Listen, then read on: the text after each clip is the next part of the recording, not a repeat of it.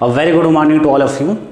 तो बच्चों आज का अपना टॉपिक है principle of superposition of wave which are very very important. अभी जो उसके पहले मैंने पढ़ाया था reflection and transmission of wave और principle of superposition of wave, ये सारी चीज़ें जो बात कर रहे हैं अपन, ये बात करें स्टैंडिंग वेव को समझने के लिए। तो आगे तुम स्टैंडिंग वेव पढ़ोगे या इंटरफेरेंस पढ़ोगे, वो सारी चीज़ें समझने के लिए अपने को ये जानना जरूरी है। तो पहले तो मैं तुमको समझा देता हूँ, फिर स्टेटमेंट लिखना, अभी लिखना मत, ठीक ना। पहले मैं समझा देता हूँ फिर तुम लोग लिखना। Principal of superposition of wave क्या बोलता है? सुपर इम्पोज मतलब लाइक ओवरलैपिंग। ओवरलैपिंग कब होती है? जब आपकी दो चीज़ें हो, विदाउट दो चीज़ें तो पॉसिबल है नहीं। तो ऑफकोर्स यहाँ पे कहीं ना कहीं टू वेव की बात होने वाली है, ठीक है। चलो मैं समझाता हूँ। मान लो ये क्या है, आपकी स्ट्रिंग है, ठीक है। ये क्या आपकी स्ट्रिंग है, क्या है आपकी ये स्ट्रिंग, ओके। स्ट्रिंग का मतलब क्या होगा कि एक ही मीडियम, कहीं भी मतलब एक ही मीडियम बोलेंगे ना, स्ट्रिंग है तो, ठीक है। मैंने क्या किया, इधर से मैंने ऐसे जनरेट किया वेव, इधर से मैंने क्या किया एक वेव जनरेट किया ऐसे, ठीक है, मिटा दो। और एक तो इधर से किया मैंने, और साथ ही साथ मैंने क्या किया एक इधर से भी वेव मैंने जनरेट की, इधर से भी वेव जनरेट की, ऐसे लाया तो इधर भी एक वेव जनरेट हो गई। ये भी क्या हो गई, एक वेव जनरेट हो गई, इधर से भी एक वेव जनरेट हो गई। तो ये दो वेव बच्चों क्या हो जनरेट हो गई। मान लो कि ये जो वेव इधर चल रही है, ऑफकोर्स चलेगी, मैं इधर से किया तो इधर चलेगी, और इधर से किया तो ये इधर चलेगी, ठीक है। इसका कुछ डिस्प्लेसमेंट होगा, मान लो कि इसका डिस्प्लेसमेंट मान लो कितना है आपका y1 है, ठीक ना। इसका कितना डिस्प्लेसमेंट y1 है, इसका क्या है डिस्प्लेसमेंट y2 है, ठीक है। मैक्सिमम डिस्प्लेसमेंट की बात करें अपन, या किसी एक पार्टिकल का पर्टिकुलर लेके बात कर रहे हैं, ठीक ना। किसी पार्टिकल को एज्यूम कर लो, तो ये एक वेव चल रही है, कि वेव इधर चल रही है, दोनों अपोजिट डायरेक्शन में चल रही है। इसका y1 डिस्प्लेसमेंट है, इसका y2 डिस्प्लेसमेंट है। अब बताओ तुम मेरे को कि ये जब वेव कहीं एक ऐसा पॉइंट होगा, मान लो कि जहां पे दोनों वेव क्या करेंगे, ओवरलैप करेंगे। अगर ओवरलैप करेंगे तो कैसा वेव होगा, सिर्फ की बात नहीं, अगर वेव होगा जो भी आपकी वेव कंबाइंड वेव की बात करेंगे जो भी बनेगी, तो उसका डिस्प्लेसमेंट क्या होगा, उसका डिस्प्लेसमेंट क्या होगा, ये बात बताता है आपका सुपरपोजिशन थ्योरम बताता है। या ये क्या प्रिंसिपल एक है, ये क्या है प्रिंसिपल है, फिनोमेना नहीं, प्रिंसिपल है, मतलब एक थ्योरम टाइप का है। ये बताता है कि अगर दो वेव आपकी चल रही किसी सेम मीडियम में, दो या दो से ज्यादा, सेम मीडियम मतलब क्या एक ही स्ट्रिंग में हो गई, तो अगर कोई भी किसी मीडियम में दो या दो से ज्यादा वेव चल रही है, तो जब ओवरलैप करेंगे तो वहां पे किसी पार्टिकल का जो नेट डिस्प्लेसमेंट होगा वो क्या होगा, वो क्या बोलता है, इनका जो भी है इनका वेक्टर सम के बराबर होता है। यानी कि y इक्वल्स टू, अगर मैं मान लूं कि अब इनके ओवरलैप से एक मेरी वेव यहां बनी P वाले पॉइंट पे, लाइक इट्स ऐसे बन गई, ठीक है ना। तो ये इसका अब नेट डिस्प्लेसमेंट होगा y, और ये जो y होगा बच्चों, ये क्या बोलता है कि ये जो y होगा आपका y1 प्लस में y2 होगा। मतलब क्या, नेट डिस्प्लेसमेंट ऑफ पार्टिकल, किस पार्टिकल का आफ्टर ओवरलैपिंग, वो क्या बोलता है कि इंडिविजुअल डिस्प्लेसमेंट, ये क्या इंडिविजुअल डिस्प्लेसमेंट है ना, इस वेव का इंडिविजुअल डिस्प्लेसमेंट, इस वेव का इंडिविजुअल डिस्प्लेसमेंट, कि इनके इंडिविजुअल डिस्प्लेसमेंट के वेक्टर सम के बराबर होगा। इतनी बात ध्यान रखना। एक बात याद रख लो कि इसमें मास का ट्रांसफर नहीं होता है वेव में, ठीक है। ये होगा प्रिंसिपल ऑफ सुपरपोजिशन। अब सवाल ये कि ओवरलैपिंग की बात क्या होगी। ओवरलैपिंग की बात बच्चों क्या होगी कि जो भी वेव थी जैसी थी वो आगे निकल जाएगी। अब ये वेव यहाँ पे आई, ओवरलैप की, ये वाली वेव और इतना आई, तो देख लो इसका इतना था, इसका इतना था, ये इसका इतना आगे ज्यादा हो गया। अब क्या होगी कि ओवरलैप की बात, तो ये तो आगे बढ़ जाएगी आपकी,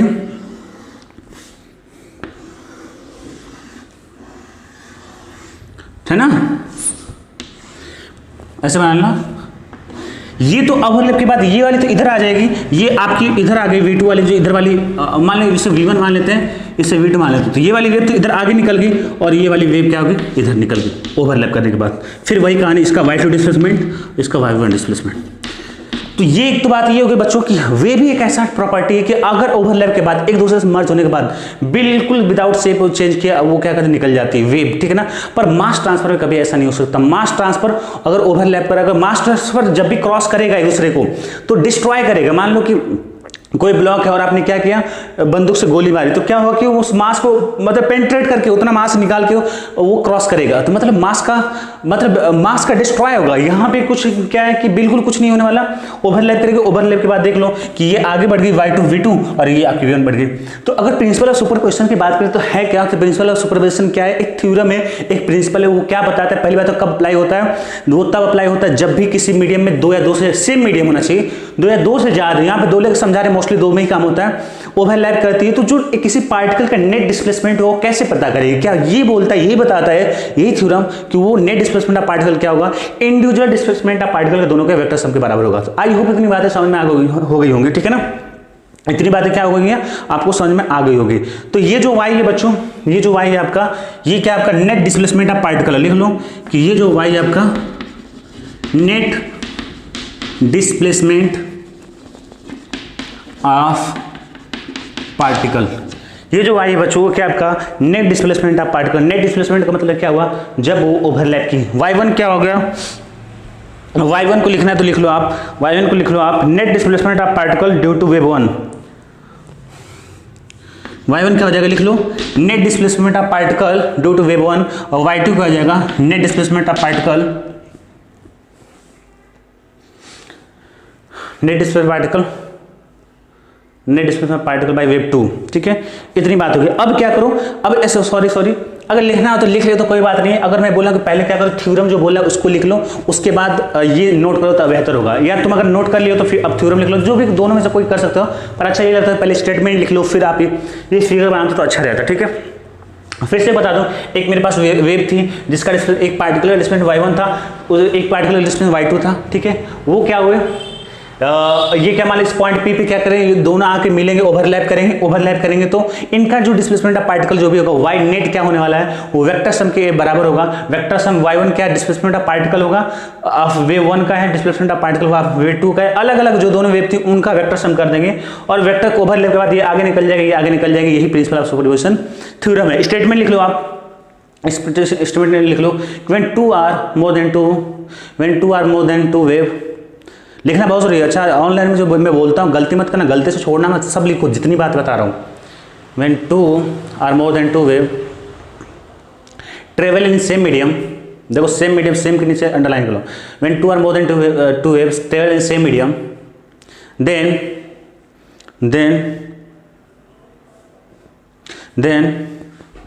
then net displacement of particle, that net displacement of particle equal to individual displacement of a particle,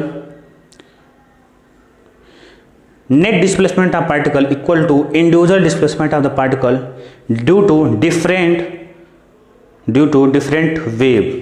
मतलब जो भी आपकी वेव थी, अगर दो वेव है तो दोनों वेव का जो भी है नेट डिस्प्लेसमेंट क्या होगा उनके। अब तुम समझ ही गए हो स्टेटमेंट में क्या रखा है, जो समझ गए हो तो ये आपका प्रिंसिपल ऑफ सुपरपोजिशन थ्योरम बोलता है।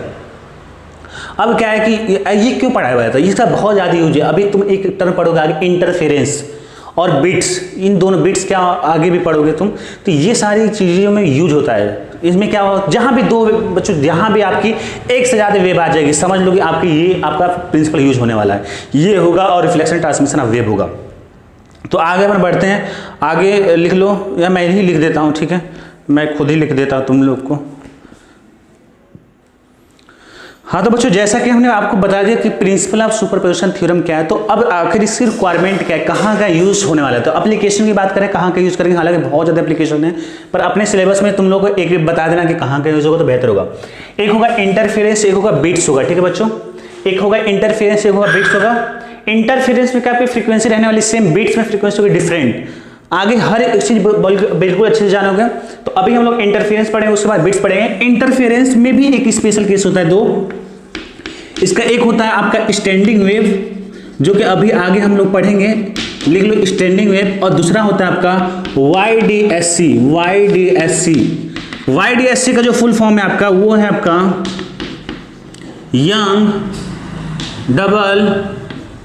Young double slit experiment, SLIT slit experiment. ठीक है बच्चों, ये हो गया आपका एप्लीकेशन क्या बच्चों, इंटरफेरेंस पढ़ेंगे, ऐसे समझो, इंटरफेरेंस पढ़ेंगे और बिट्स पढ़ेंगे। इंटरफेरेंस में दो पार्ट है, एक स्टैंडिंग वेव है, एक YDSC है।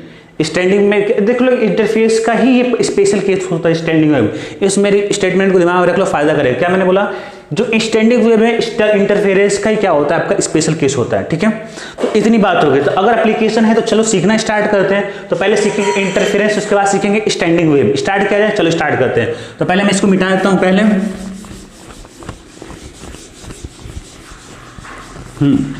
अब इंटरफेरेंस क्या है बच्चों, ध्यान सुनना। इंटरफेरेंस अब तुमको जैसा कि पता है प्रिंसिपल ऑफ सुपरपोजिशन के मैं यूज करने वाला हूं, तो इंटरफेरेंस बोलो स्टैंडिंग वेव बोलो, हमेशा दो वेव तो आना तय है बिल्कुल।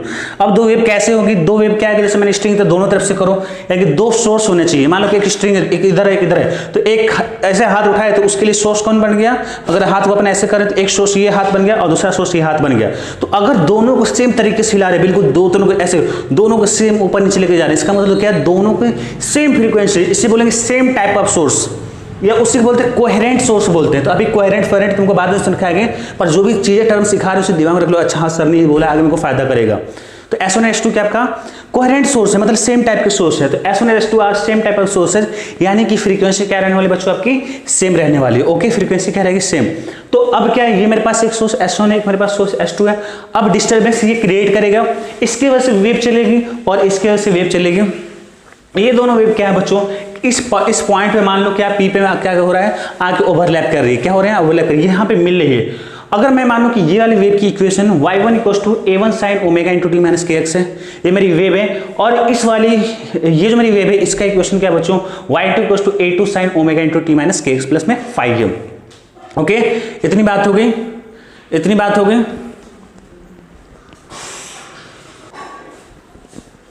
हाँ तो बच्चों हमने मैंने क्या बताया कि S1 सोर्स से जो मेरी वेव डिस्टर्बेंस क्रिएट हुई है उसका इक्वेशन क्या आपका y1 a1 sin omega × t - kx है। और जो S2 के थ्रू जो आपकी वेव क्रिएट हुई है वो क्या आपकी, उसका equation y2 = a2 sin omega × t - kx plus 5। तो शायद तुम यहाँ पे देख रहे होगे, क्या तुम देख रहे हो तुम यहाँ पे कि एम्पलीट्यूड क्या आपका डिफरेंट है। ये आपको ध्यान देने वाली बात है, बहुत मैं फिर से बोलूंगा, एम्पलीट्यूड क्या यहाँ पे डिफरेंट है। एक ऐसा केस आएगा, इस लाइन को फिर से दिमाग बिठा लेना, एक ऐसा केस आएगा जहां पे दोनों वेव क्या होगी, सेम होगी, दोनों का वेव का एम्पलीट्यूड सेम होगा, वो वहां पे स्टैंडिंग वेव आता है। तो एक बार याद करो, जब स्टैंडिंग वेव में तुमको पढ़ाऊंगा तो यहाँ पे ए और दोनों का सेम रहेगा। क्या रहेगा, सेम रहेगा। मैं फिर से बता दूं काको आराम से, ठीक है। तो A1 A2 क्या होगा, आपका एम्पलीट्यूड क्या होगा बच्चों, सेम होगा। ओमेगा क्या आपका, ओमेगा क्या आपका सेम है। और फ्रीक्वेंसी के आपका कब सेम रहता है, आपको पता ही है कब के रहता है सेम। ओके,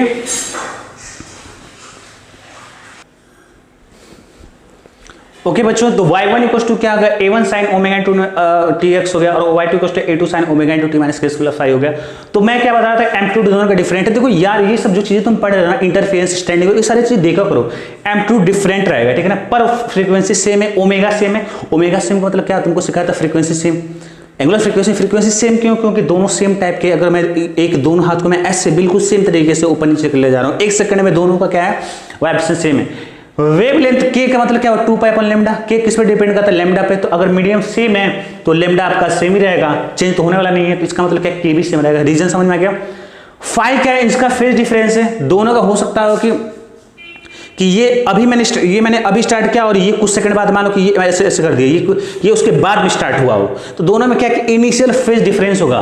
और ये मान लीजिए प्लस में फाई है, इसका मतलब क्या होगा कि ये जो वेव है ये लीड कर रही है। लीड तुमको मैंने सब सिखाया है, SHM में तुमको मैंने सिखाया था। लैग होता है क्या, लीड क्या होता है।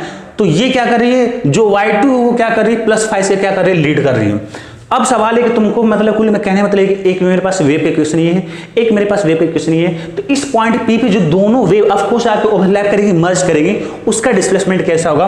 तो ऑफ कोर्स मैं प्रिंसिपल ऑफ सुपरपोजिशन लगाऊंगा, और यहां से मैं लगाऊंगा तो मैंने मान लिया कि displacement eight particle P net yp है, या y है मान लो, चलो y मान लो।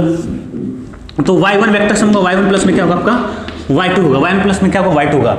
अब ध्यान से देखो बच्चों, अगर आप इसको SHM में पढ़ाया जाएगा, ध्यान से देखना वो चीज, ठीक है ना, बिल्कुल वही चीज है, कुछ नया नहीं है, ठीक है। तो a1 sin omega × t - kx, a2 sin omega × t - kx plus 5, इसको सिंप्लीफाई करोगे तो याद रखो कि ऑफ कोर्स मैं तुमसे एक सवाल पूछ रहा हूं कि अगर एक वेव है एक वेव ये है, दोनों वेव मिलेगी तो ऑफ कोर्स एक बड़ी वेव कोई भी मिलेगी, बड़ी वेव हो सकती है, छोटी मतलब वेव तो ही मिलेगी ना, ऑफ कोर्स वेव मिलेगी। अगर वेव मिलेगी आपको तो ऑफ कोर्स जो नेट यहाँ पे yp होगा, जो y होगा वो भी क्या होगा, एक वेव का इक्वेशन होगा। तो y का एक अगर वेव का इक्वेशन है तो ऑफ कोर्स ट्रेवलिंग वेव होगी, तो उस वेव की इक्वेशन को सेटिस्फाई करना चाहिए। और उस वेव का इक्वेशन का क्या होता है मेरा, जो वेव ट्रेवलिंग चलती है तो a sin omega × t - kx plus 5 होता है। तो ऑफ कोर्स जब दोनों का नेट, इन दोनों को ऐड करोगे, चलो मैं लिख देता हूं, इन दोनों को जब ऐड करोगे, y1 की जगह क्या लिख दो, a1 sin omega × t - kx, और जब y2 को ऐड करोगे वो क्या आपका a2 sin omega into t minus में के एक्स प्लस में 5। इन दोनों को सॉल्व करने की जरूरत नहीं है, यहीं पे आपकी स्मार्टनेस दिखानी है, यहाँ पे सॉल्व करने के पीछे नहीं पड़ना है। लॉजिक देखो कैसे, लॉजिक समझ रहे हो कि अगर ये दोनों वेव है, अगर ये भी वेव है, ये भी वेव है, तो ऑफ कोर्स जो इनसे नेट मिलके बनेगा वो भी एक वेव ही होगा। तो अगर वो एक वेव होगा तो उसका भी एक वेव का इक्वेशन आएगा। तो मैंने मान लिया कि उस वेव का इक्वेशन हो गया आपका y equals to a sine omega into में टी माइनस में के एक्स प्लस में थीटा ले लो, थीटा ले लो, ठीक है। ये क्या है, y equals to a sine omega into t minus में के एक्स प्लस में थीटा, ये होगा आपका। आप इसका मतलब क्या समझे आप, बड़ा लॉजिकल है यार। ये एक वेव, ये एक वेव, दोनों को वेव मिला दी, एक ये भी वेव मिल गया। अब तुम लोग सर ऐसा तो ठीक है आपने कर दिया, मैंने मन से कुछ भी मान लिया, ए की वैल्यू कैसे पता करेंगे। और ओमेगा तो मान लो चेंज तो होगा नहीं, ओमेगा फ्रीक्वेंसी चेंज होने वाली नहीं है, क्योंकि वो क्या फ्रीक्वेंसी क्या प्रॉपर्टी ऑफ सोर्स है, तो ओमेगा तो सेम रहने वाला है। तो जो भी ओमेगा पहले को होगा वही होगा, ओमेगा होगा, के भी चेंज नहीं होगा, सेम मीडियम है, कोई टेंशन की बात नहीं। थीटा आप कैसे पता करें, अब सवाल है कि थीटा ये कैसे पता करें और एम्पलीट्यूड कैसे पता करें। अगर मेरे को थीटा और ए मेरे को पता चल जाए तो मेरा सारा काम हो जाएगा। अगर मेरे को थीटा अगर पता हो जाए और ए पता तो सारा मेरा काम हो जाएगा। तो बिल्कुल बड़ा आसान है यार, कुछ है नहीं, बहुत ही सिंपल है। अगर थीटा पता करना है तो अब क्या करो, थीटा पता करने के लिए और ए पता करने के लिए मैं तुमको बहुत पहले बताया था फेजर डायग्राम। फेजर डायग्राम क्या है, एक वेक्टर का ही कॉन्सेप्ट है। किसका कॉन्सेप्ट है, फिर से रिपीट करो, वेक्टर का। तो वेक्टर पे दिमाग जाना चाहिए। तो फिर अगर तुमको ए पता करना है तो बड़ा इजी है, ठीक है। ऐसे सब लिख सकते हो कि value of A and theta can be find by phasor diagram. Phasor diagram समझाया था तुमको। फेजर डायग्राम बेसिकली क्या है, और ब्रैकेट में लिख लो वेक्टर कॉन्सेप्ट, ब्रैकेट में लिख लो कॉन्सेप्ट ऑफ वेक्टर, ताकि क्लिक करें आपका कॉन्सेप्ट ऑफ वेक्टर, ठीक ना, concept of vector. I hope मेरी बात को समझना चाह रहे हो, बहुत ध्यान समझो मैं इंटरफेस तुम लोग कैसे बता रहा हूँ, मेरी बात को बिल्कुल ध्यान समझना। मैं principal of superposition he use कर रहा हूँ, इसलिए मैं पहले पढ़ाया, दोनों को मैंने ऐड किया। अब मेरे को इसको सॉल्व करने की जरूरत नहीं है। अब पता चला कि साइंस 3 और डी करके ओपन करो, मत ओपन करो, कोई जरूरत नहीं है। आपको पता है कि ये वेव है, एक वेव है। जब दो वेव मिलेंगी पानी में क्या करना, जाना, एक इधर से ईंटा मारना, एक इधर से ईंट मारना, दो वेव क्रिएट होगी, एक बड़ी वेव मिलेगी आपको या छोटी वेव मिलेगी, कुछ भी हो सकता है उसमें, कोई ऐसा कोई जरूरी नहीं कि बड़ी ही वेव मिलेगी। मैंने ये वेव पता कर लिया, y equals to a sine omega into t minus में k x plus theta. Omega और के को मेरे को पता करने की जरूरत नहीं है, ये सारी चीजें तुम्हें लिखना हो तो लिख सकते हो। मैं हमेशा बार बार बोलता हूँ कि अगर मैं पढ़ा रहा हूँ तो बहुत चीज़ अगर आपको लगती क्लिक करे तो खुद लिख लिया करो, ठीक है ना, अपनी लैंग्वेज में। तो ओमेगा और के हो गया। अब यहाँ पे एम्पलीट्यूड और थीटा कैसे पता करेंगे, मैंने लिख दिया कि value of A and theta can be find by phasor diagram concept of vector. लिख सकते हो कि ऑलरेडी स्टडी इन एसएचएम तुम लोग स्टडी कर चुके। चलो मैं दिखाता हूँ कैसे आपका फेजर डायग्राम यूज करते हैं, ध्यान से मेरी बात सुनना। चाहे मैं यहीं भी मिटा के, मेरे को एम्पलीट्यूड पता करना है, मैं तुमको सिखाता हूँ कैसे पता करना है।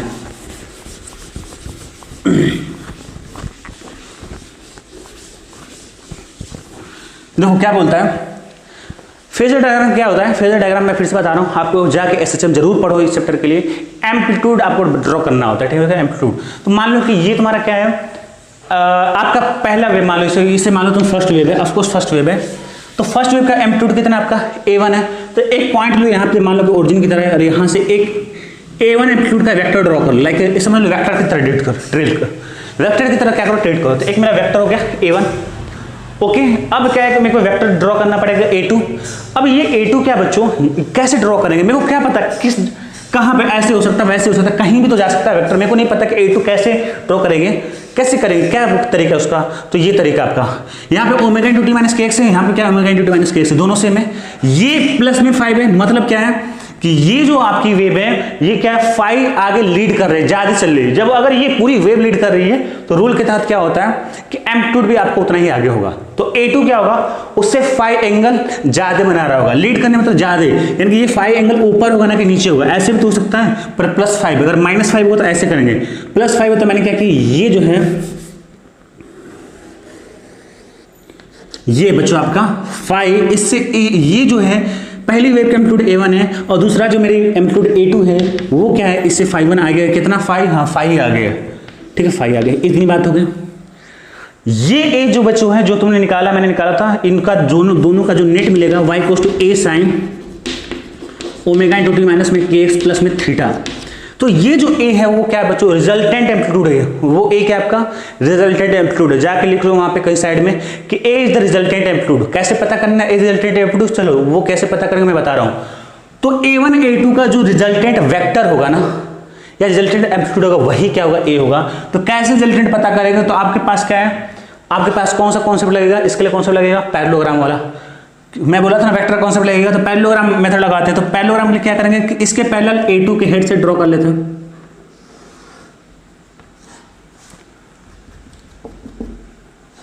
ठीक है। और A1 के हाँ इसके पैरेलल मैंने यहां ड्रॉ कर दिया और इसके पैरेलल में यहां ड्रॉ कर देता हूं।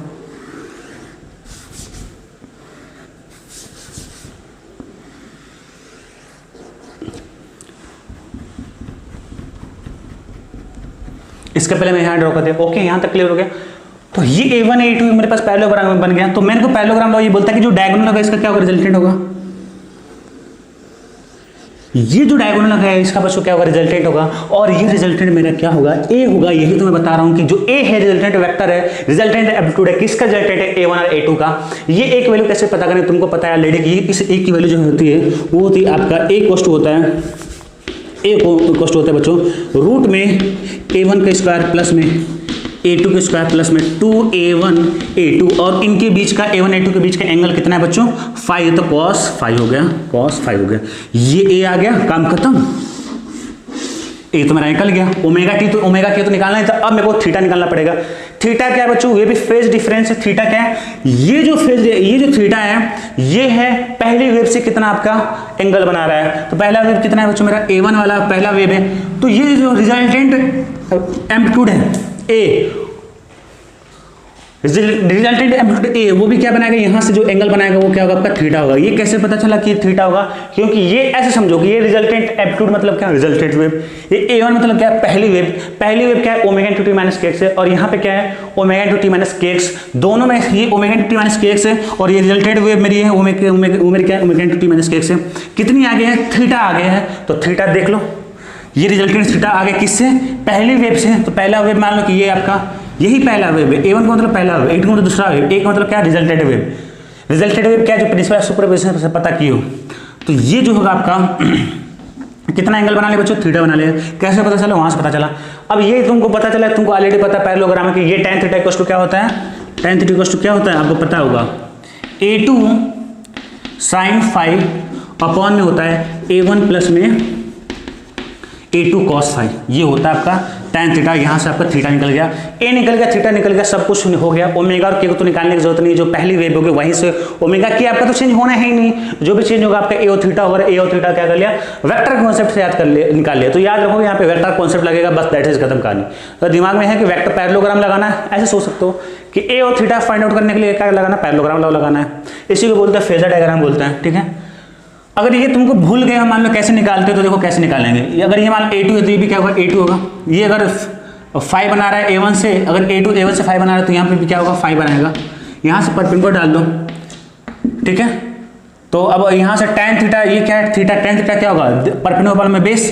तो ये कितना होने वाला है, ये जो होगा आपका क्या होगा, A2 का क्या होगा, sin 5 होगा। हाँ देखो ये जो होगा लेंथ हो जाएगा A2 sin 5 हो जाएगा। और इतनी लेंथ बन जाएगा A2 का cos वाला का A2 cos 5, और ये ऑलरेडी A1 है तो A1 प्लस A2 cos 5। याद करने की जरूरत नहीं है, बस थोड़ा सा दिमाग लगाओ, सब कुछ हो जाएगा, बिल्कुल कोई टेंशन वाली बात नहीं है। तो tan थीटा इक्वल टू हो गया बच्चों A2 sin 5 अपॉन में A1 प्लस A2 cos 5। तो लिख लो नोट करके, A and theta calculated by equation 1 and 2।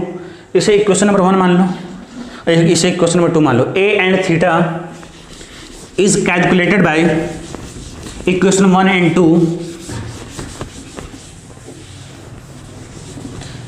इसे ये मेरा क्वेश्चन 1 है, ये मेरा इक्वेशन 2 होगा। A एंड थीटा नोट में करके बोलो, A and theta calculated by equation 1 and 2 and omega and T already given, so y can be easily calculated, so y can be easily calculated. सही बात है। देखो रिजल्टेंट मेरी wave क्या मिली, y coast मिलेगी A sine omega into T minus में kx plus में theta. ये तो ओमेगा और k तो आपको पहले जो वेव ये बदलने वाली नहीं है, तो वही होगी।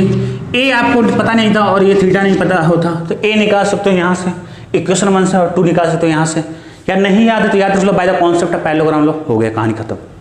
अब आगे मैं कुछ तुम्हें सिखाना चाहता हूँ, वो ध्यान से सुनो क्या मैं बताना चाहता हूँ।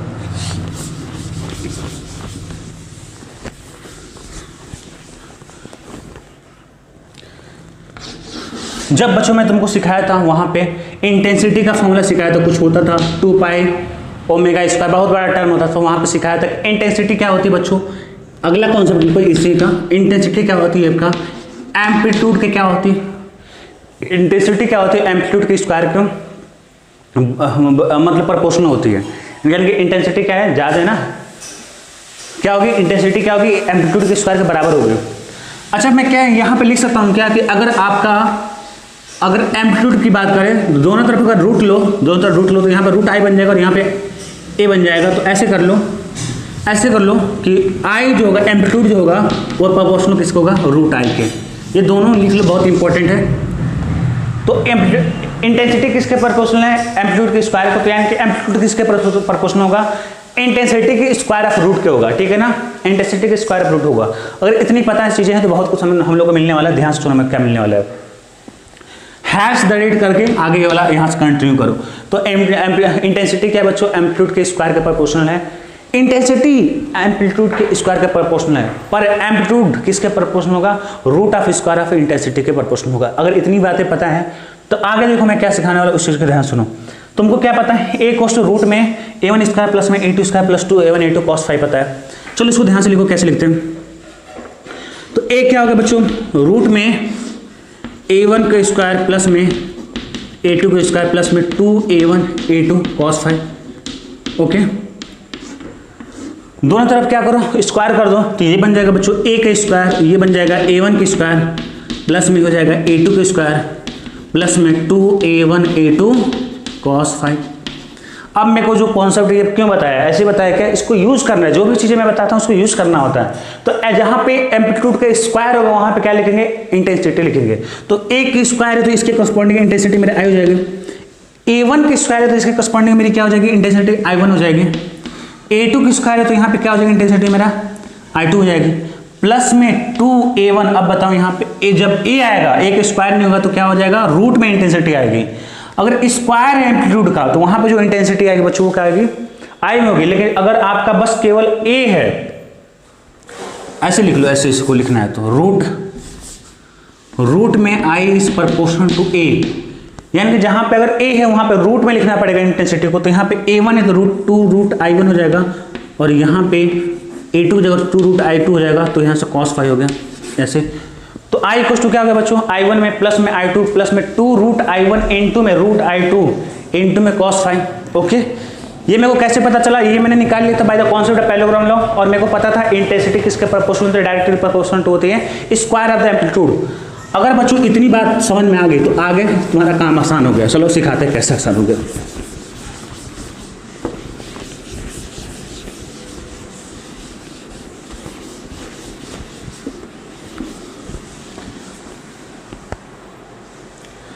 तो यहां से आपको क्या मिलेगा बच्चों, ध्यान से। तो आई कोस्ट मिल गया मेरे को क्या, i1 प्लस में i2 प्लस में 2 रूट i1 इंटू में रूट i2 है, दोनों को मैं एक साथ लिख सकता हूं। तो 2 रूट i1 इंटू में i2 इंटू में क्या हो जाएगा, cos फाई हो जाएगा। ये हो गया आपका। तो आई कोस्ट हो गया बच्चों i1 प्लस में i2 प्लस में 2 root i1 i2 cos phi. आपको एक साथ दोनों को याद रखो, कैसे याद रखोगे, एम्पलीट्यूड में क्या रिलेशन होता है, रिजल्टेंट एम्पलीट्यूड क्या होगा, रूट में a1 की स्क्वायर प्लस में a2 square plus 2a1 a2 cos phi. I क्या है बच्चों, रिजल्टेंट इंटेंसिटी है, i1 क्या है, पहली वेव की इंटेंसिटी है, i2 क्या है, सेकंड वेव की इंटेंसिटी है। जैसे अगर ये तुम समझो वैसे समझो, a1 क्या पहली वेव का एम्पलीट्यूड है, a2 क्या दूसरी वेव का एम्पलीट्यूड है, तो रिजल्टेंट जो एम्पलीट्यूड मिलेगा आपको ऐसे मिलेगा बाय दिस इक्वेशन। उसी तरह अगर इंटेंसिटी की रिलेशन की बात करें, पहले वेव की इंटेंसिटी i1 है, दूसरे वेव की इंटेंसिटी i2 है, तो जो रिजल्टेंट इंटेंसिटी मिलेगी बच्चों वो मिलेगी आपको, I मिलेगी by this formula, I equals to i1 plus में i2 प्लस में 2 root i1 i2 cos phi होगा। ओके, अब क्या है, तुम यहाँ पे नोट करके लिख लो एक चीज कि अगर मान लो दोनों वेव, पहली वेव को लिए मैं 1 लिख रहा हूँ, दूसरे वेव के लिए 2 लिख रहा हूँ, दोनों वेव की इंटेंसिटी क्या है बच्चों, बराबर हो, i1 बराबर i2 पे और मैंने मान लिया i नॉट के बराबर है, तो नेट इंटेंसिटी जो रिजल्टेंट इंटेंसिटी आएगी बच्चों वो क्या आएगी, चलो देखते हैं। तो i इक्वल्स टू i1 की जगह i नॉट लिख लो, i2 की जगह क्या लिख लो, i नॉट लिख लो, प्लस में 2√I1 की जगह I0 लिख लो और I2 की जगह लिख लो I0 इंटू में cos फाई। इतनी बात होगी तो मैं लिख सकता हूँ यहाँ से I cos 2I0 प्लस में 2√I0 की स्क्वायर बनेगा तो यहाँ से I0 रूट से बाहर आएगा तो 2I0 बन जाएगा और यहाँ से बन जाएगा cos फाई। यहाँ से 2I0 कॉमन बच रहा है तो यहाँ से 2I0 क्या करो कॉमन ले लो तो ये बच जाएगा 1 प्लस में cos फाई और 1 प्लस cos फाई का आपका हो जाएगा 2 cos स्क्वायर 5/2 आ जाएगा, है ना। उसको सिंप्लीफाई करोगे यहाँ से तो यहाँ से देखो 2 इंटू 2 कितना हो जाएगा 4 हो जाएगा बच्चों। तो I कॉस्ट हो जाएगा 4 इंटू में I0 cos स्क्वायर 5/2।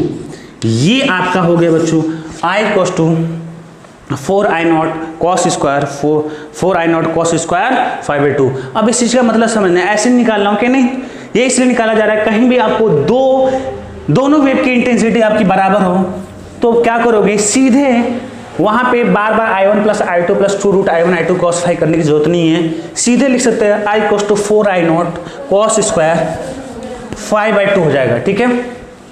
अगर आप चाहते हो सपोज करो कि अगर तुम्हारे पास क्या है I की वैल्यू कितनी होगी बच्चों 4I0 cos स्क्वायर 5/2 हो जाए। मैं बोलना चाहता हूँ कि I मैक्स इंटेंसिटी की मैक्सिमम वैल्यू निकालो, तब क्या करोगे तो ये cos स्क्वायर 5/2 की वैल्यू क्या होनी चाहिए 1 होनी चाहिए, क्योंकि ठीक है ना 1 होनी चाहिए। तो जब आपका cos स्क्वायर 5/2 की वैल्यू 1 हो जाएगा तो मैक्सिमम इंटेंसिटी क्या हो जाएगी 4I0 हो जाएगी। कितना हो जाएगा 4I0 हो जाएगा। मतलब किसी भी इंटेंसिटी I0 क्या है किसी एक वेव की इंटेंसिटी है, क्योंकि दोनों की बराबर है उसका 4 टाइम्स हो जाएगा मैक्सिमम इंटेंसिटी हो जाएगी, ठीक ना। उसका 4 टाइम्स क्या हो जाएगा मैक्सिमम इंटेंसिटी आपकी क्या हो जाएगी 4 टाइम्स हो जाएगी, ओके। तो ये बात रही बच्चों, हमने देखा एम्पलीट्यूड के बारे में सीखा, इंटेंसिटी के बारे में सीख लिया, लेकिन अभी और सीखना है, अभी और सीखना है। क्या क्या सीख सकते हो मैं पहले बताता हूँ क्या क्या यहाँ से निकाल सकते हो। पहली बात तो मान लो कि तुमको रिजल्टेंट इंटेंसिटी ये सारी चीज़ें लिख सकते हो, I is the resultant intensity of wave. तो I equals to I1 plus I2 plus में 2√I1 I2 cos फाई, ये रिजल्टेंट क्या इंटेंसिटी है। तो एक तो दोनों को मैंने सेम करके मैंने क्या कर दिया बच्चों आपको सिखा दिया कि नेट इंटेंसिटी I क्या आएगी 4I0 cos स्क्वायर 5/2 होगा, और cos स्क्वायर 5/2 की वैल्यू अगर 1 हो जाए तो मैक्सिमम इंटेंसिटी मेरे को 4 टाइम्स मिल जाएगी 4 इंटू I0। लेकिन अच्छा अगर मैं आपसे एक सवाल और पूछूं कि अगर ये तबके के लिए था जब दोनों की इंटेंसिटी क्या वो सेम हो, लेकिन वो सब छोड़ दो, अगर दोनों की इंटेंसिटी सेम ना हो, इस इक्वेशन से देखो बताओ, क्योंकि एक तो cos फाई की वैल्यू 1 मिल जाए, cos फाई की वैल्यू क्या हो जाए 1 हो जाए, तब मेरे को एक मैक्सिमम इंटेंसिटी आ सकती है, क्योंकि ये जो I है डिपेंड कर रहा है cos फाई पे और मेरा cos फाई वेरिएबल है। cos फाई क्या होता है या cos थीटा क्या होता है -1 से 1 I करता है। तो अगर cos फाई की मैक्सिमम वैल्यू ले लो, मैक्सिमम वैल्यू क्या होगी 1 होगी, तो इसके कॉरस्पॉन्डिंग मेरे को मैक्सिमम इंटेंसिटी मिलेगी। cos फाई की अगर मिनिमम वैल्यू -1 ले लो तो उसके कॉरस्पॉन्डिंग मेरे को क्या मिलेगा मिनिमम इंटेंसिटी मिलेगी। तो अभी वो चीज़ पढ़ने वाले हैं यार। देखो जो आगे पढ़ाई होता है क्या होता है, जो पढ़ना होता है वो कहीं ना कहीं आपको देख के तुम्हें पता लग जाएगा आगे पढ़ना क्या है, क्योंकि लगभग सेम पैटर्न रिपीट होता है। तो अभी cos फाई को 1 cos फाई को -1 करके रिसर्च करेंगे सब कुछ कैसे कैसे करना है, ठीक है। हाँ तो बच्चों जैसा कि मैं तुमको बताया था यहाँ तो मैंने प्रूफ कर देता I equals to I1 plus I2 plus में 2√I1 I2 cos फाई। यहाँ से अपन आगे बढ़ेंगे। अब क्या पता है कि अगर मैं बोल रहा था आपको अगर cos फाई की देखो cos थीटा क्या होता है मिनिमम वैल्यू उसका -1 होती है, मैक्सिमम वैल्यू क्या होती है 1 होती है। तो ये तो पूरी टर्म में आपकी फिक्स है, यानी कि ये जो I का डिपेंड कर रहा है किस पे cos फाई पे। अगर मेरी cos फाई की वैल्यू जो होगी उसके अगर cos फाई की वैल्यू मेरी मैक्सिमम हो रही है तो I मेरा मैक्सिमम होगा, cos फाई की वैल्यू मेरी मिनिमम हो रही है तो I मेरा मिनिमम होगा। तो तुमको इंटरफेरेंस पता है, इंटरफेरेंस क्या होता है तुमको पता है, ठीक है ना। इंटरफेरेंस वही फिनोमेना है जब तुम्हारी दो वेवें आके मिलती है, ठीक है ना। ये इंटरफेरेंस का एक फिनोमेना है जब आपकी दो वेव क्या करती है, 2 से ज़्यादा वेव आके मिलती है सेम मीडियम में।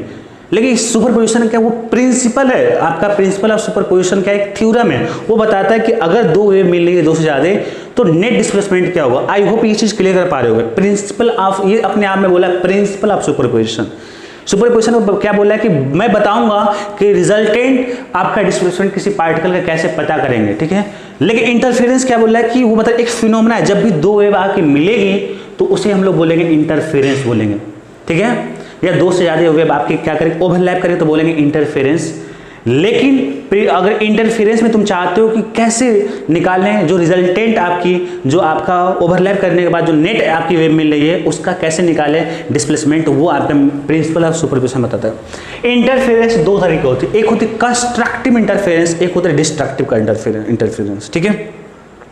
कंस्ट्रक्टिव इंटरफेरेंस क्या होता है, वो तब होता है बच्चों अगर दो तरह से डिफाइन होती है, एक इंटेंसिटी की टर्म में डिफाइन होगी और एक एम्पलीट्यूड के टर्म में डिफाइन करेंगे। इंटेंसिटी के टर्म में अभी मैं इस इक्वेशन से प्रूफ कर दे रहा हूं और फिर अभी तुम्हें एम्पलीट्यूड के टर्म में दिखा के मैं बताऊंगा कब तुम्हें पता चलेगा इंटरफेरेंस हो रहा है, कंस्ट्रक्टिव इंटरफेरेंस हो रहा है।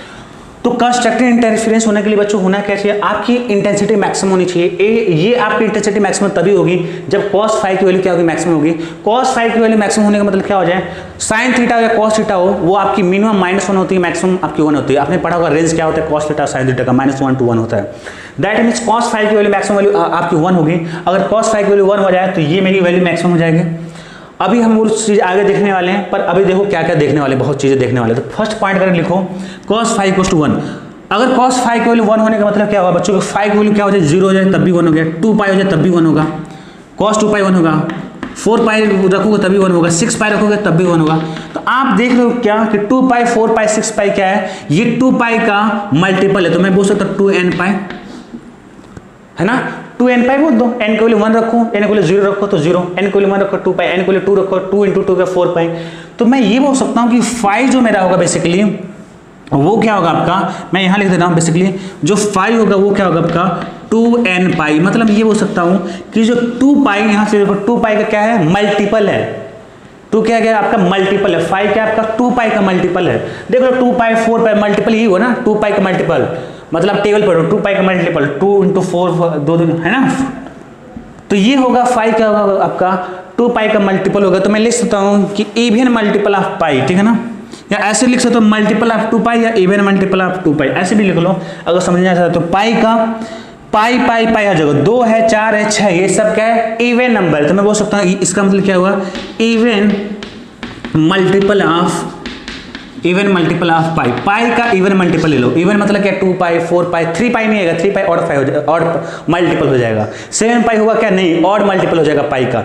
इवन होगा 2 पाई 4 पाई 6 पाई। तो एक चीज दिमाग में फिट कर लो, जब भी तुम्हें कंस्ट्रक्टिव इंटरफेरेंस चाहिए या यूं बोलूं मैं कि मैक्सिमम इंटेंसिटी चाहिए, तो फेज डिफरेंस जो होना चाहिए आपका, जो फाई होना चाहिए, वो फाई क्या था, फेज डिफरेंस था पहली वेव दूसरी वेव की, इनिशियल फेज थी डिफरेंस।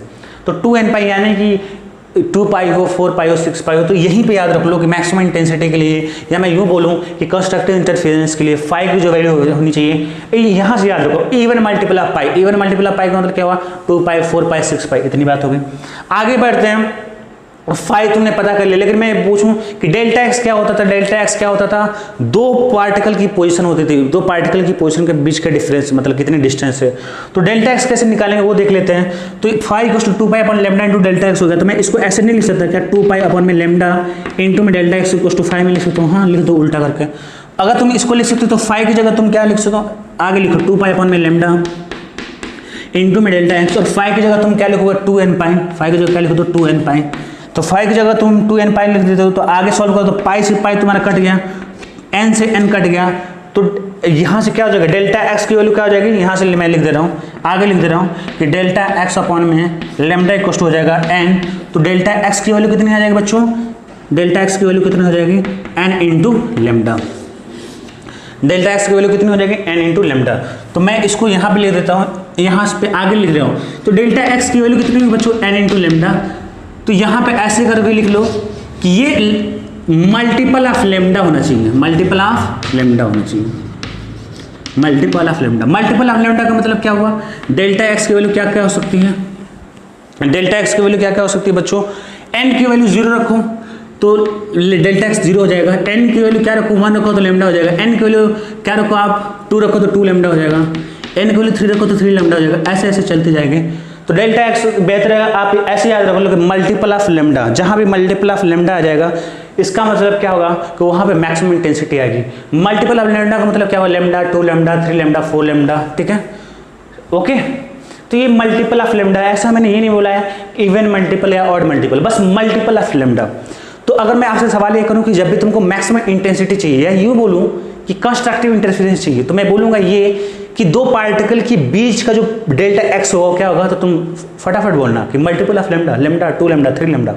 मैं बोलूँ कि फाई क्या होगा उनके बीच में, तुम बोलना क्या कि इवन मल्टीपल ऑफ पाई, ये बहुत इंपॉर्टेंट बच्चों जो अपन रिजल्ट निकाल रहे हैं। Even multiple of pi, even multiple of pi का मतलब क्या हुआ, पाई हो गया, इवन बोला 2 पाई 4 पाई 6 पाई। ओके, तो आई थिंक इतनी बात है। First point I equals to I one plus I two plus 2 root I one I two cos five में फर्स्ट पॉइंट ये था, सेकंड पॉइंट ये हो गया। इतना होने के बाद अब आते हैं हम लोग थर्ड पॉइंट पे। ओके, ये तो एक दूसरे के ऊपर ही डिपेंड था, तो ये याद रख लेना कि एकदम याद रखना मैं जो बता रहा हूँ आपको क्या क्या याद रखना है कि डेल्टा एक्स क्या होगा कंस्ट्रक्टिव इंटरफेरेंस के लिए। अच्छा, कंस्ट्रक्टिव इंटरफेरेंस को सिंपल भाषा में क्या बोलेंगे, जहां पे इंटेंसिटी क्या हो, मैक्सिमम हो, ठीक है, वहां पे कंस्ट्रक्टिव इंटरफेरेंस हो गए। तो इंटेंसिटी की टर्म में बात की है, तो 2 पॉइंट तो मैं तुमको समझा दिया। तीसरा पॉइंट अभी लिखो मैं जो बताने जा रहा हूं आपको।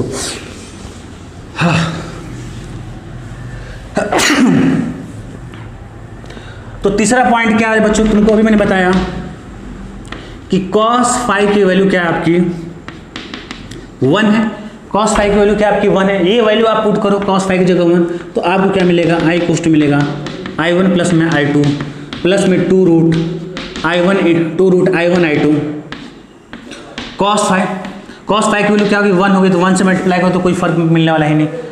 अब यहाँ से तुम देखना i को मैं लिख सकता हूँ क्या, रूट i1 लिख सकता हूँ, इसको रूट i1 का स्क्वायर, i2 को लिख सकता हूँ क्या, रूट i2 का स्क्वायर, हाँ लिख सकता हूँ, प्लस में 2 रूट i1 i2 को मैं अलग अलग लिख सकता हूँ 2 रूट i1 इंटू में i2। ये याद रख लो प्रॉपर्टी कि root of a into b को तुम लिख सकते हो रूट a इंटू बी, यानी कि दो स्क्वायर रूट अलग अलग है तो दोनों को एक साथ लिख सकते हो अंदर, या दोनों को अलग अलग कर सकते हो जब भी जिससे रिक्वायरमेंट हो।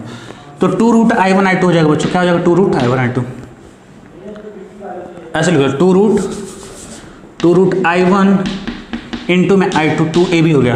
तो तुम यहाँ से तुम देख रहे हो कि a की स्क्वायर प्लस में b की स्क्वायर प्लस में 2ab, यानी कि a प्लस b का होल स्क्वायर हो जाएगा। तो एक जगह क्या रूट i1 है, b की जगह क्या रूट i2 है, तो ये इनका होल स्क्वायर हो जाएगा बच्चों। तो ये मेरी i क्या होगा, इसको लिखो i मैक्स लिखो ना, क्योंकि ये फाइव की वैल्यू क्या कर दिया आपने, cos फाइव की वैल्यू 1 लिख दिया, तो i मैक्स हो गया, i मैक्स हो गया। तो लिख लो i मैक्स की जो वैल्यू है बच्चों वो हो जाएगा रूट में i1 प्लस में i2 का होल स्क्वायर। अगर तुम यहीं से रूट i1 i2 की वैल्यू क्या करो, सेम रखोगे तो तुमको ऑलरेडी मैक्सिमम इंटेंसिटी 4i0 मिल जाएगी, जब तुमको मैंने सिखाया था वो वाली बात है ना। तो मैक्सिमम इंटेंसिटी क्या होगी बच्चों में, रूट में i1 प्लस में रूट i2 का होल स्क्वायर। ठीक है, बहुत सिंपल था यहाँ तक। तो थर्ड पॉइंट मेरा ये हो गया। अब आ जाते हैं फोर्थ पॉइंट पे। फोर्थ पॉइंट क्या है मेरा, ध्यान से सुनना।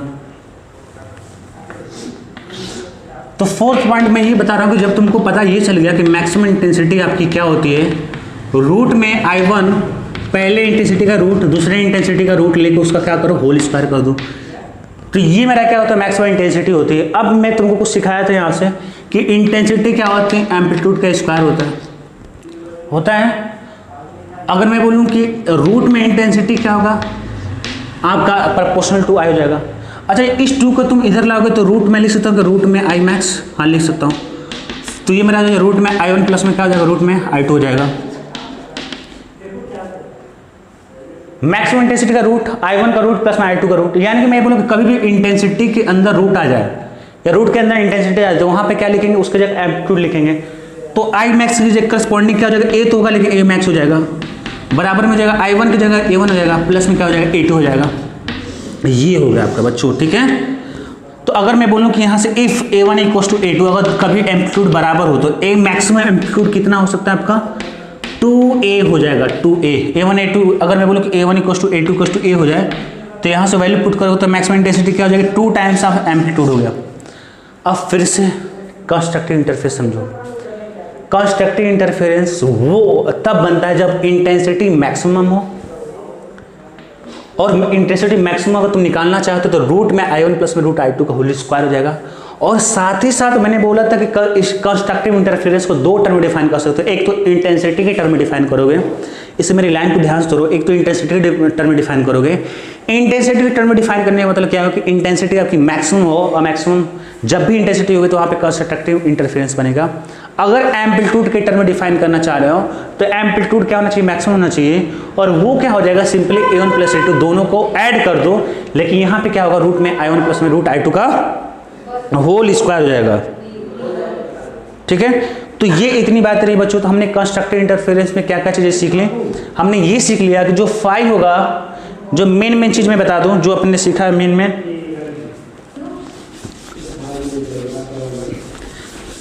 आप लिख सकते हो जो चीज़ें मेन चीज़ बताइए, इससे क्या तो दिमाग में क्लिक करता है। तो पहले तो मैंने ये सिखा दिया फाई क्या होगा 2n पाई हो जाएगा, मतलब पाई का इवन मल्टीपल, और डेल्टा एक्स क्या था आपका मल्टीपल ऑफ लेमडा था, मल्टीपल ऑफ लेमडा मतलब डेल्टा एक्स इक्वल टू कितना हो जाएगा n इंटू लेमडा हो जाएगा। और मैक्सिमम इंटेंसिटी मैंने निकाला है क्या root I1 plus root I2 whole square, और ए मैक्स कितना निकाला ये मैंने निकाला। तो ये चीज़ें 4 पॉइंट बताया मैंने कंस्ट्रक्टिव इंटरफेरेंस के अंदर, ये चीज़ें बिल्कुल क्लियर कट आपके दिमाग में होना चाहिए। 4 पॉइंट क्या, एक बार फिर से फाई के बारे में, डेल्टा एक्स के बारे में, मैक्सिमम इंटेंसिटी के बारे में, मैक्सिमम एम्पलीट्यूड के बारे में। तो जब भी कंस्ट्रक्टिव इंटरफेरेंस की बात आ जाए बच्चों, इसका मतलब क्या होगा, वहाँ पे एम्पलीट्यूड क्या होगा मैक्सिमम हो जाएगा। क्या हो जाएगा वहाँ पे एम्पलीट्यूड क्या हो जाएगा मैक्सिमम हो जाएगा। ओके, एम्पलीट्यूड मैक्सिमम हो जाएगा, इंटेंसिटी मैक्सिमम हो जाएगा। एम्पलीट्यूड मैक्सिमम होने से आप अगर समझते हो कंस्ट्रक्टिव इंटरफेरेंस तो आपको इजीली समझ में आ जाएगा। चलो मैं सिखाता हूँ कि एम्पलीट्यूड मैक्सिमम होने का मतलब क्या हुआ। फॉर एग्जाम्पल देख लो, ये फिनोमेना तब होती है अक्सर अपन जब रेजोनेंस वगैरह देखते हैं, ठीक है ना। तो रेजोनेंस क्या होता है तुमको ऑलरेडी मैं बता चुका हूँ, फिर भी देख लो रेजोनेंस कैसे होता है। मान लो कि अर्थ क्यों का है, ठीक है, उसकी कुछ फ्रीक्वेंसी देखो, हर एक बॉडी क्या है ना यूनिवर्स में, हर एक बॉडी क्या करती है वाइब्रेशन करती है। वो अलग बात है, उस वाइब्रेशन को हम लोग फील नहीं कर पा रहे। इवन तुम्हारी बॉडी, इवन चौक, हर एक चीज़ क्या कर रही है, आपकी बॉडी क्या कर रही है वाइब्रेट कर रही है। किसी भी चीज़ को तुम डिस्ट्रॉय कर सकते हो, क्योंकि अगर कोई चीज़ वाइब्रेट कर रही है तो उसकी ऑफकोर्स कहीं ना कहीं कुछ फ्रीक्वेंसी होगी, उसी को बोलते हैं नेचुरल फ्रीक्वेंसी। नेचुरल फ्रीक्वेंसी मतलब क्या कि वो जो नेचुरली कर रही है, हर एक बॉडी क्या कर रही है वाइब्रेट कर रही है, उसकी कुछ फ्रीक्वेंसी होगी। तो जो भी उसकी फ्रीक्वेंसी होगी नेचुरली उसे बोलेंगे नेचुरल फ्रीक्वेंसी। तो अगर नेचुरल फ्रीक्वेंसी किसी बॉडी की है, ठीक है, और बाहर से कोई एक्सटर्नल फ्रीक्वेंसी अप्लाई करो, दोनों की अगर आपकी फ्रीक्वेंसी मैच कर जा रही है तो वहाँ पे हो जाएगी रेजोनेंस। रेजोनेंस को बच्चों कई तरीके से हम लोग बहुत ही यूजफुल तरीके में भी लेते हैं और बहुत ही डिस्ट्रक्टिव के लिए भी लेते हैं। अगर चाहते हो तुम जानना यूजफुल तरीका क्या हुआ, तो आपने देखा होगा कि रेडियो वगैरह में क्या करते हैं अपन, जब भी कोई चैनल सुनना होता है तो अपन क्या करते हैं घुमाते हैं, और जिस चैनल पे आपका नेट लग जाता है वहाँ से मेरे को हर एक चीज़ सुनाई देने लगती है। इसका मतलब क्या हुआ कि जिस चैनल पे तुम जा रहे हो वहाँ पे एक पर्टिकुलर फ्रीक्वेंसी सेट कर रहे हो, वो ऑलरेडी एयर में क्या है वो फ्रीक्वेंसी है, लेकिन आप क्या कर रहे हो रेडियो के थ्रू उस फ्रीक्वेंसी को सेट कर रहे हो जो एयर में फ्रीक्वेंसी है उस चैनल की। जब दोनों की फ्रीक्वेंसी मैच कर जा रही है तब उस चैनल की हर एक चीज़ आपको सुनाई दे रही है। बात सुन में रही है। कभी कभी क्या होता है कि आप जिस चैनल पर लेके जाके सुनना चाहते हो, रेडियो FM समथिंग कुछ होता है ना ये, तो कभी कभी आप नीडल लेके जाते हो तो दोनों चैनल की आवाज़ सुनाई देने लगती है। तो वो क्या होता है कि जो आप फ्रीक्वेंसी रेडियो की सेट कर रहे हो वो दोनों चैनल के अप्रॉक्स रेंज में आ जाता है, तब होता है। तो ये हो गया कंस्ट्रक्टिव हो गया, ठीक है। डिस्ट्रक्टिव कैसे हो गया, डिस्ट्रक्टिव ये हो गया, मान लो कोई ये मेरी बिल्डिंग है, इस बिल्डिंग की कुछ फ्रीक्वेंसी मान लो कुछ फ्रीक्वेंसी है, ठीक है। अर्थ क्यू का है, अर्थ क्यू में क्या होगा एक वेव की तरह आती है, ठीक है ना, वेव के थ्रू ही अर्थ क्यू आती है, तो उसकी की फ्रीक्वेंसी होती है, उसकी क्या होती है एक फ्रीक्वेंसी होती है। हाँ तो मैं बच्चों बता रहा था कि कैसे आपका रेजोनेंस को कैसे आप चीज़ें बर्बाद करती है। तो आप मान लो इस बिल्डिंग की कुछ फ्रीक्वेंसी है, फ्रीक्वेंसी मतलब क्या है इसका कुछ एम्पलीट्यूड होगा समथिंग, मान लो अर्थ क्यू की वजह से क्या हो गया दोनों की फ्रीक्वेंसी मैच हो गई। तो जो अगर मान लो ये ऐसे वाइब्रेट कर रहा था, इतनी इसकी लिमिट थी, तो जब दोनों की फ्रीक्वेंसी मैच कर जाएगी वहाँ पे कंस्ट्रक्टिव इंटरफेरेंस हो जाएगा, मतलब एम्पलीट्यूड इसका मैक्सिमम हो जाएगा बिल्डिंग का।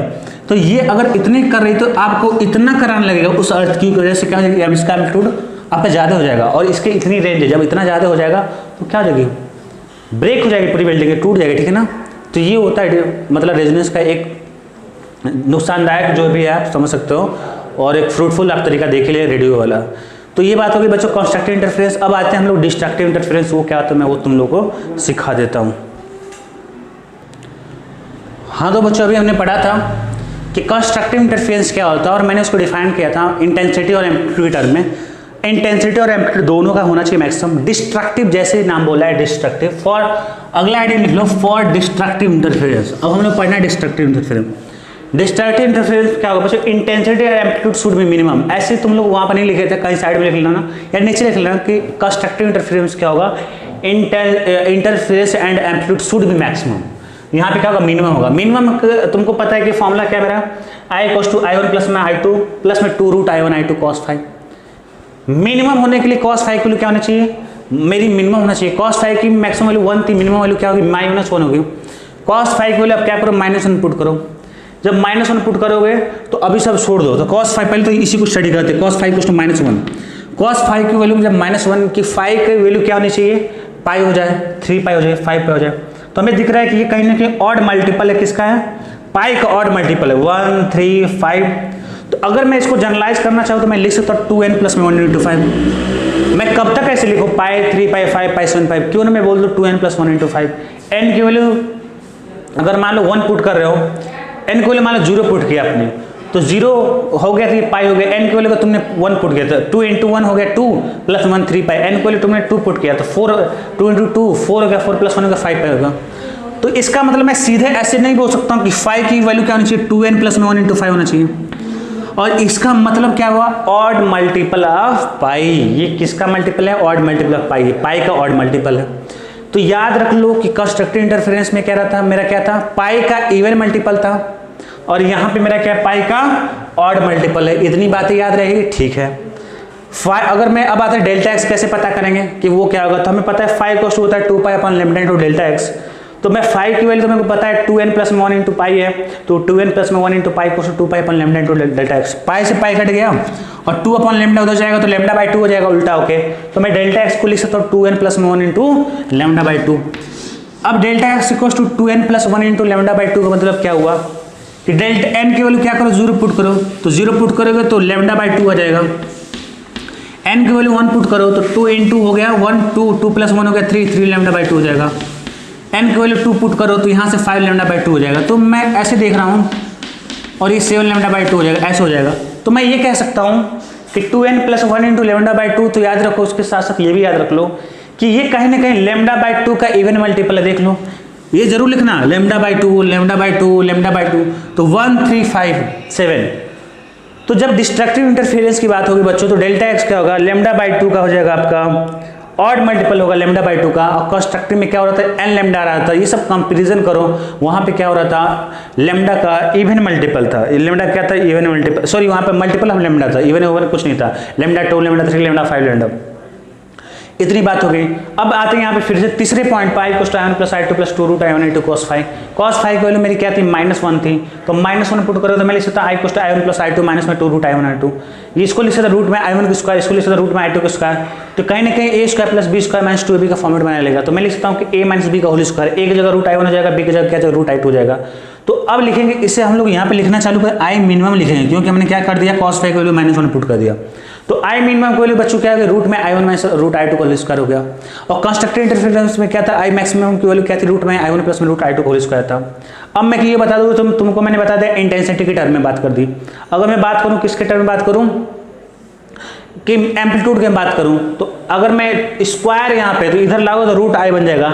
जब भी रूट की जहाँ भी बात होती है, जहाँ पे रूट इंटेंसिटी रूट के अंदर आ जाएगा, तो वहाँ पे प्रोपोर्शनल किसके होता है, एम्पलीट्यूड। यानी कि जहाँ पे इंटेंसिटी रूट के अंदर, वहाँ मैं एम्पलीट्यूड से रिप्लेस कर सकता हूँ।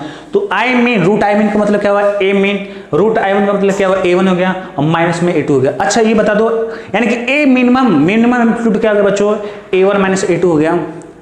लेकिन अगर मैं बोलूं कि दोनों एम्पलीट्यूड किसी वेव के सेम हो, तब क्या करोगे, तब बोलोगे सर ऐसा है कि a1 = a2 करोगे तो a1 - a2 का 0 हो जाएगा। तो मिनिमम एम्पलीट्यूड क्या आ जाएगा आपका बच्चों, हो जाएगा 0। तो याद रखना बच्चों कि अगर एम्पलीट्यूड मिनिमम है तो डिस्ट्रक्टिव इंटरफेरेंस क्या हो जाएगा, एम्पलीट्यूड आपका 0 हो जाएगा, और कंस्ट्रक्टिव इंटरफेरेंस में आपका a1 + a2 हो जाता है, 2a हो जाएगा। तो ये सारी बच्चों आपको बातें याद होनी चाहिए, ओके। अगर ये बातें, तो ये सारे पॉइंट हो गए बच्चों, कंस्ट्रक्टिव इंटरफेरेंस और डिस्ट्रक्टिव इंटरफेरेंस हमने तुम लोगों को अच्छे तरीके से समझा दिया। एक तो हमें फाई देखना था, एक हमें डेल्टा एक्स देखना था क्या होना चाहिए, एक हमने देखा था मैक्सिमम इंटेंसिटी क्या होगी, और एक क्या होगी मिनिमम इंटेंसिटी क्या होगी। ये सारी बातें हमने बता दी आपको। अभी मैं उसको कंपेरिजन करा दूंगा, लेकिन एक और पॉइंट हम लोग देख लेते हैं। नोट के अंदर लिख लो, नोट के अंदर लिख लो कि एक रेशियो होता है मैक्सिमम एम्पलीट्यूड और मिनिमम एम्पलीट्यूड का, वो क्या होगा रेशियो आपका।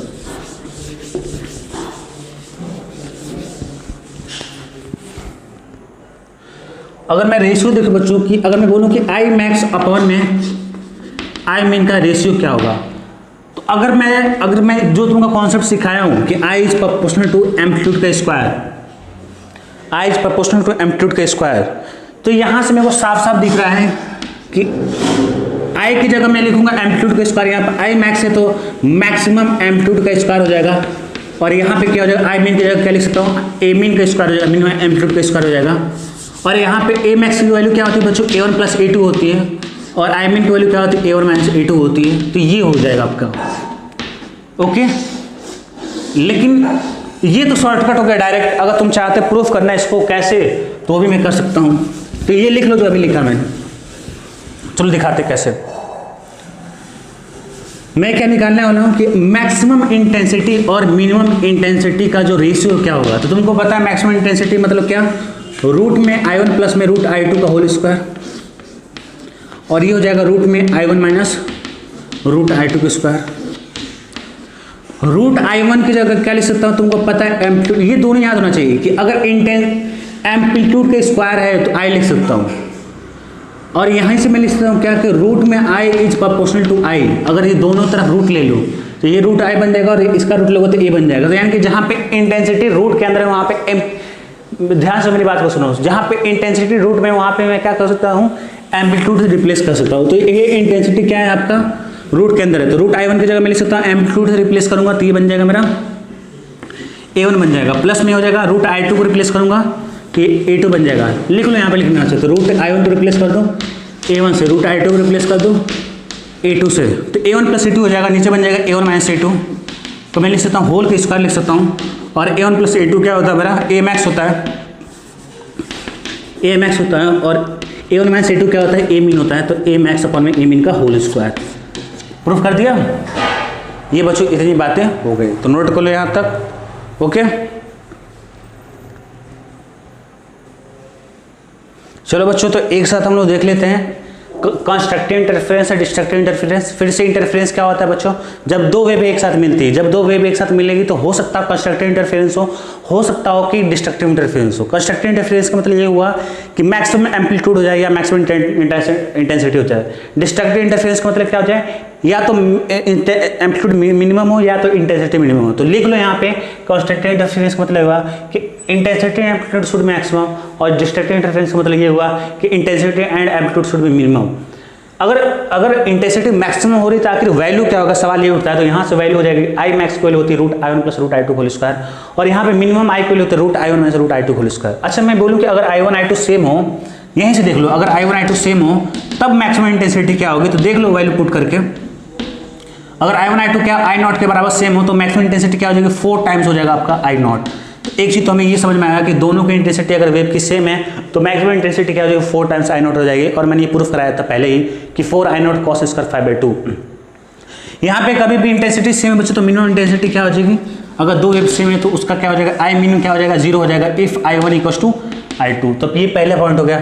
दूसरा सवाल ये है कि अगर एम्पलीट्यूड मैक्सिमम हो रहा है तो उसका वैल्यू क्या होना चाहिए, तो कंस्ट्रक्टिव इंटरफेरेंस के इसमें मैक्सिमम एम्पलीट्यूड हो जाएगा A मैक्स इक्वल हो जाएगा A1 प्लस A2, और डिस्ट्रक्टिव में क्या हो जाएगा A1 माइनस A2। ऐसे याद रख लो कि कंस्ट्रक्टिव इंटरफेरेंस में क्या होगा, एडिशन ऑफ एम्पलीट्यूड हो जाएगा, और यहाँ पे क्या हो जाएगा, डिस्ट्रक्टिव में सब्ट्रैक्शन ऑफ एम्पलीट्यूड हो जाएगा। अगर मैं बोलूँ कि if A1 equals to A2 बच्चों, तब मेरा मैक्सिमम एम्पलीट्यूड क्या होगा, तो तुम बोलोगे सर ऐसा है कि अगर A1 equals to A2 equals to A लिख दूँ तो मैक्सिमम इंटेंसिटी मेरा क्या हो जाएगा, मैक्सिमम एम्पलीट्यूड हो जाएगा बच्चों क्या, 2A कितना हो जाएगा, 2 टाइम्स ऑफ एम्पलीट्यूड हो जाएगा। बच्चों यहाँ पे लिख लो कि दिस, या ऐसे दिमाग में डाल लो कि ये जो चीज़ मैं बता रहा हूँ अभी, जब एम्पलीट्यूड मेरा सेम होगा तब ये कहाँ पढ़ेंगे, तो ये पढ़ेंगे हम लोग बच्चों स्टैंडिंग वे में। स्टैंडिंग वे में क्या होगा कि मैक्सिमम एम्पलीट्यूड 2A हो जाएगा, क्योंकि वहाँ पे एम्पलीट्यूड दोनों का सेम होता है। अगर किसी वेव का बच्चों एम्पलीट्यूड दोनों का सेम है तो मिनिमम एम्पलीट्यूड क्या हो सकता है, तो मिनिमम एम्पलीट्यूड क्या हो जाएगा आपका 0 हो जाएगा। ठीक है बच्चों, अगर कोई भी दो वेव, यहाँ से फिर बता रहा हूँ, अगर किसी भी दो वेव का एम्पलीट्यूड सेम है तो मैक्सिमम एम्पलीट्यूड क्या हो जाएगा, 2 टाइम्स ऑफ एम्पलीट्यूड हो जाएगा, और मिनिमम एम्पलीट्यूड क्या हो जाएगा, 0 हो जाएगा।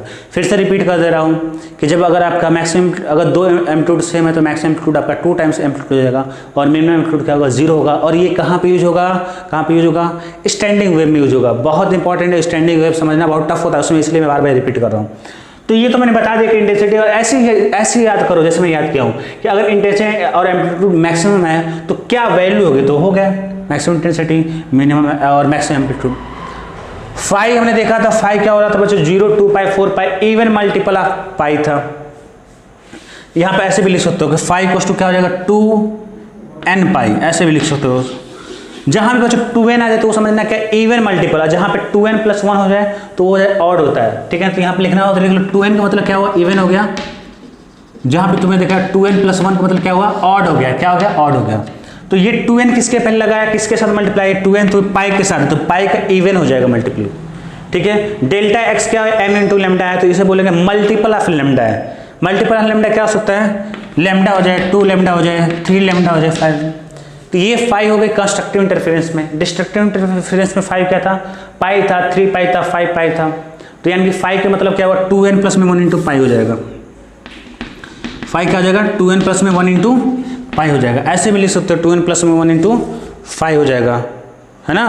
तो कैसे मतलब 2n प्लस 1 का मतलब क्या हुआ, ऑड हुआ। कैसे 2n प्लस 1 का मतलब हुआ ऑड हुआ, किसका ऑड मल्टीपल हो गया, पाई का मल्टीपल हो जाएगा। मल्टीपल क्यों बोला, क्योंकि मल्टीप्लिकेशन में यहाँ पे डेल्टा एक्स क्या होगा, 2n plus 1 into lambda by 2 होगा। तो यानी कि 2n प्लस 1 का मतलब क्या, ऑड हो गया। और किससे मल्टीप्लाई, लेमडा बाई 2 से, तो लेमडा बाई 2 का ऑड मल्टीपल हो जाएगा। तो आई होप ये चीज़ें बिल्कुल क्लियर कट होगी।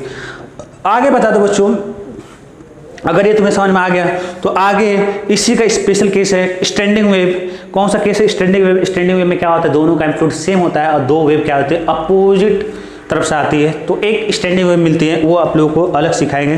तो एकदम इसे क्लियर कट याद रख लेना, फिर आगे काम हो जाएगा आपका।